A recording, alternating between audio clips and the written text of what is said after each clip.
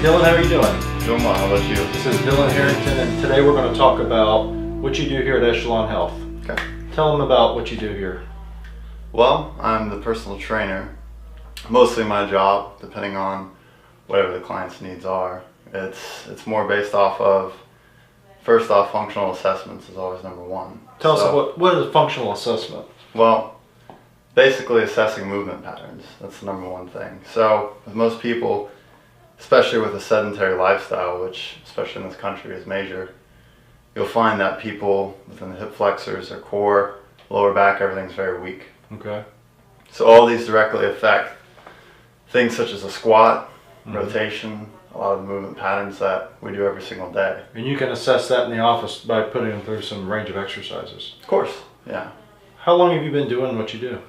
Since around 2012. And your experiences have been personal training one-on-one, personal training in a corporate situation, be it gyms.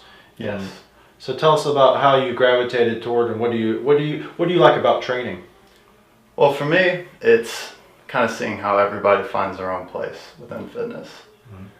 For me, I've always seen that everybody, no matter who they are, what their fitness level is, they always find their own place within being able to be physically active. Mm-hmm. It's kind of, in my opinion, how we are intended to be.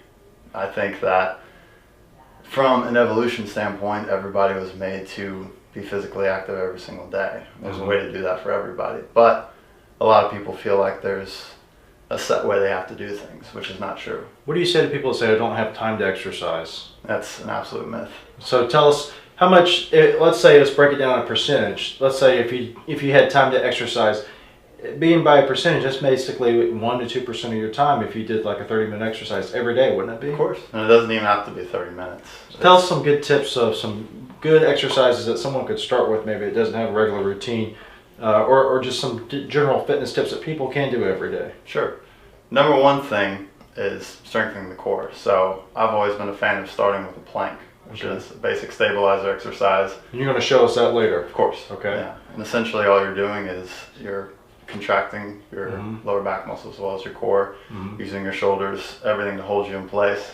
What that does is it works on what we call stabilizers. And I think you can do that right at your bedside and first thing in the morning. Yeah. What are some other things? Other things to do would be some basic yoga type movements in the beginning, especially to create mobility. All right. One of my favorites is called the cat-camel, which we'll show us that later then too. Of course. And it's pretty much anything trying to create more mobility in the core, work on your rotation. That's all number one thing to do in the beginning. And give us your brief background, where you're from, how'd you get involved in training? Sure. Well, I'm from Madison, Alabama, and originally from Guntersville, Alabama. Growing up in that environment, it was the Southern mentality, which is meat and potatoes type diet, a lot of physical inactivity that I was around my whole life. So naturally, I kind of fell into a pattern of being very sedentary. As I was growing up, especially through middle school years, were very hard. I got to a point to where I was kind of like a shut-in type kid. But right in high school, I started getting more physically active, started seeing changes within my own body, and pretty much got hooked from there. Started realizing that I was in control and I could actually shape the way I felt and the way I looked. And once I started realizing that I could do that to myself, all I wanted to do from that point was try to help other people do so. And then you pursued training, learning how to do it, and you're certified with American Council on Exercise, ACE. Yes, as soon as I was the age is 18, able to do it, I did. Which was a challenge at first because it's very hard for a lot of people, especially at 18 years old, to take it seriously, especially in the environment I was in. But either way, I find once people see results and they see that they can change, doesn't matter what your age is, they take you more seriously. All right, well thanks Dillon. Let's get started. We're going to show them some exercises. Sure. All right. Okay, this movement's called the plank. It's one of the basic movements that you want to start with. First off, you're going to start, come all the way down to the knees, find a bracing position. You want to come down to your forearms. It's a good place to start with your knees on the ground. And basically you want to shift your weight forward, make sure that your core is tight, and then focus on bracing your full weight And after a while, once you get to a period where you can hold this for about 30 seconds to a minute, you're going to work your way up to where you can bring your knees all the way up and then just hold.